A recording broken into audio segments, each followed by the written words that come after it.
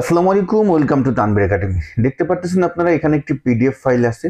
যেই ফাইলটির ভিতরে আমরা দেখতে পারতেছি 1 থেকে 10টা পেজ আছে। এখন আপনাকে বলা হলো এই পিডিএফ ফাইলে সম্পূর্ণ ডাটাটি মাইক্রোসফট এক্সেলে কনভার্ট করো এবং তারপরে এটার উপর অ্যানালাইসিস করো। কিভাবে করবেন? তো এই জন্য আমরা যে কাজটি করব, আমাদের মাইক্রোসফট এক্সেল প্রোগ্রামটি ওপেন করব। রিবন বার থেকে ডাটা মেনুতে যাব। ডাটা মেনু থেকে এই বাম পাশে দেখতে পারবেন গেট ডাটা টুল। এখান থেকে আমরা ফর্ম ফাইলে আসব।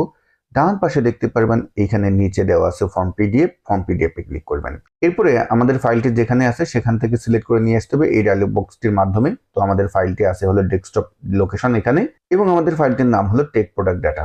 তো আমরা এটা দুটো ক্লিক করলাম এবং কিছুটা সময় দিবেন, আপনার সামনে একটি আবার নতুন ডায়লগ বক্স আসবে। ওকে, আমরা দেখতে পাচ্ছি আমাদের এখানে কিন্তু খুব সুন্দরভাবে চলে এসেছে। তো আপনারা দেখবেন মাইক্রোসফট এক্সেলে যে সকল টেবিলগুলো টেবিল ফরম্যাটে যদি না থাকে পিডিএফ এ, তখন কিন্তু এরকম ইন্ডিভিজুয়াল পেজ ভিত্তিক আসে, তখন কিন্তু আপনি সমস্যায় পড়বেন। তো এই জন্য কোন মেথডটি